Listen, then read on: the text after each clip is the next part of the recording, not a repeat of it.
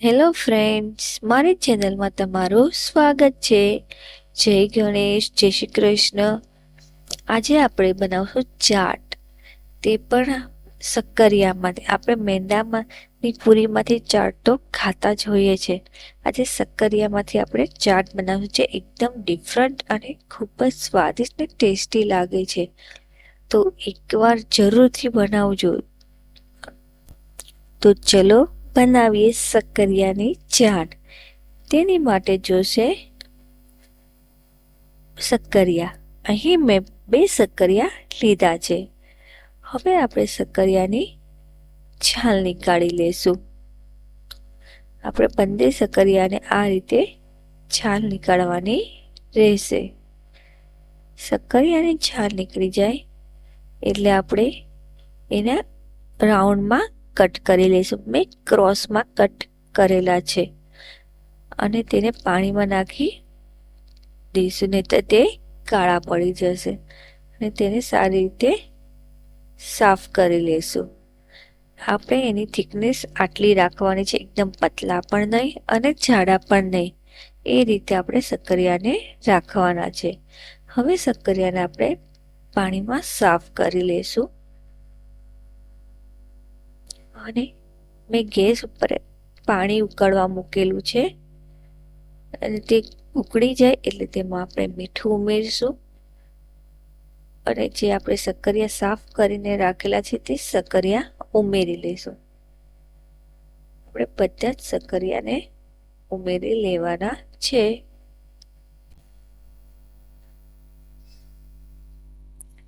આપણા બધા શક્કરિયા ઉમેરાઈ ગયા છે અને તેને આપણે બફાવા દેવાના છે. અને ગેસની ફ્લેમ આપણે સ્લો રાખવાની છે. તેને આપણે 2 મિનિટ સુધી બફાવા દેવાના છે. 2 મિનિટથી વધારે નથી બફાવા દેવાનું, નહીતર વધારે બફાઈ જશે તો આપણી પૂરી સારી રીતે નહીં બને. હવે એક કપડું લઈશું, તેમાં આપણે આ પૂરીને રાખી દઈશું અને તેને કપડાની મદદથી કોરી કરી લઈશું, એકદમ ડ્રાય કરી લઈશું. બધી જ પૂરીને આ રીતે ડ્રાય કરવાની રહેશે. અને હવે એક કડાઈ લઈશું. કડાઈમાં આપણે તેલ ઉમેરીશું. તેલ ગરમ થાય એટલે આપણે આ શક્કરિયાની પૂરી તળી લેશું. આપણે બધી જ પૂરી આ રીતે તળવાની રહેશે. ગેસની ફ્લેમ આપણે મીડિયમ ટુ સ્લો રાખશું.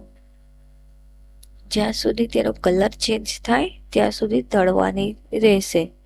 આપણે જેમ ફ્રેન્ચ ફ્રાય તળીએ છીએ તે જ રીતે.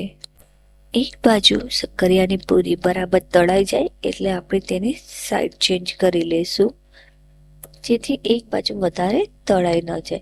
હવે આપણે તેને બીજી સાઈડ તળીએ, આમ વારાફરતી તેને ટર્ન કરતા રહીશું. હવે આપણી પૂરી તળાઈ ગઈ છે.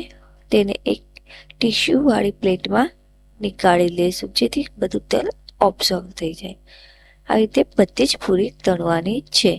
હવે આપણે ચટણી બનાવી લઈશું. તેની માટે એક મિક્સર જાર લઈશું, તેમાં 2 ચમચી કાચા સિંગદાણા ઉમેરશું અને તેને ક્રશ કરી લઈશું. સિંગદાણા ક્રશ થઈ જાય એટલે આપણે તેમાં કોથમરી ઉમેરી લઈશું. મેં અહીં 50 ગ્રામ જેટલી કોથમરી લીધેલી છે. કોથમરી ઉમેરાઈ જાય એટલે આપણે આદુ લઈશું. આદુના ટુકડા કરીને લઈશું અને લીલી મરચી લઈશું. તેના બી મેં ટુકડા કરી નાખેલા છે. તે પછી તેમાં થોડી ખાંડ ઉમેરશું. ત્યાર પછી તેમાં સ્વાદ અનુસાર મીઠું ઉમેરી લઈશું. મીઠું ઉમેરાઈ જાય એટલે તેમાં આપણે 1 ચમચી ખાટું દહીં ઉમેરી લઈશું, જેનાથી ચટણીનો ટેસ્ટ ખૂબ જ સારો આવશે. અને બધી જ વસ્તુ ક્રશ કરી લઈશું. મેં અહીં ચટણી વાટવામાં 1 ચમચી પાણીનો પણ ઉમેરો કર્યો છે. આપણી ચટણી તૈયાર છે. આપણી શક્કરિયા પૂરી અંદરથી એકદમ બફાઈ ગઈ છે. પૂરી તો તૈયાર થઈ ગઈ છે, પણ ચાટમાં વેજીટેબલ ન હોય તો મજા ન આવે. તેની માટે આપણે ડુંગળી, ટમેટાં, કાકડી અને કોથમરી લઈશું. ડુંગળીને આપણે ઝીણી ઝીણી સમારી લઈશું. જેટલી ઝીણી હશે તેટલી ચાટમાં ખાવાની મજા આવશે. ડુંગળી સમારી જાય તે પછી આપણે ટમેટાને પણ તે જ રીતે ઝીણું ઝીણું સમારી લઈશું. તમે અહીં કેરી પણ લઈ શકો છો. આપણે ટમેટા પણ સમારાઈ ગયા છે. હવે કાકડીને પણ ઝીણી ઝીણી સમારી લેશું. તમે કાકડીનો ઉપયોગ ન કરો તો પણ ચાલશે. આપણી કાકડી સમારાઈ ગઈ છે. હવે આપણે કોથમરીની પણ એકદમ ઝીણી ઝીણી સમારી લેશું. કોથમરી પણ સમારાઈ ગઈ છે. હવે એક બાઉલમાં આપણે મમરા લઈ લઈશું. આ મમરાને મેં થોડુંક તેલ, હળદર, મીઠું, મરચુંથી શેકી લીધેલા છે. હવે તેમાં મસાલાવાળી ચણાની દાળ ઉમેરશું. મસાલાવાળી સિંગ ઉમેરી લઈશું. ત્યાર પછી આપણે તેમાં 1 ચમચી ટમેટાં ઉમેરશું. ટમેટાં ઉમેરાઈ જાય પછી તેમાં ડુંગળી ઉમેરી લઈશું. હવે તેમાં આપણે 1 ચમચી કાકડી ઉમેરી લઈશું. કાકડીની જગ્યાએ તમે કેરી પણ લઈ શકો છો. હવે કોથમરી ઉમેરી લઈશું અને થોડુંક લીંબુ ઉમેરશું. બધી જ વસ્તુ ઉમેરાઈ જાય એટલે તેને ચમચીની મદદથી મિક્સ કરી લઈશું. આપણી સૂકી ભેળ તૈયાર છે. હવે આપણે શક્કરિયા પૂરીને એક પ્લેટમાં લઈશું અને તેની ઉપર આપણે જે લીલી ચટણી બનાવેલી હતી તે લગાવી લઈશું. સ્ક્રીનમાં દેખાય છે તે રીતે. આ રીતે આપણે બધી જ શક્કરિયા પૂરી ઉપર ચટણી લગાવવાની રહેશે.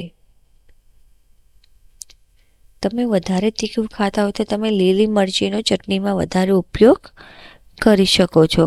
હવે તેની ઉપર આપણે જે સૂકી ભેળ બનાવી હતી તે રાખી દઈશું. બધી જ પૂરી ઉપર સૂકી ભેળ આ રીતે રાખી દઈશું. આપણી ભેળ બધી જ પૂરી ઉપર રખાઈ ગઈ છે. હવે તેની ઉપર આપણે ડુંગળી સ્પ્રેડ કરી લઈશું. ડુંગળી થઈ જાય પછી તેની ઉપર આપણે ટમેટાં રાખશું અને હવે આપણે ખજૂર, આંબલી અને ગોળની ચટણી છે તે રાખશું. આમાં ખજૂરનું પ્રમાણ વધારે છે. ત્યાર પછી ગોળ અને આંબલી ખટાશ પ્રમાણે થોડીક જ નાખેલી છે. હવે આપણે તેની ઉપર સેવ લગાવી દઈશું. બધી જ પૂરી ઉપર આપણે સેવ ઉમેરી લઈશું.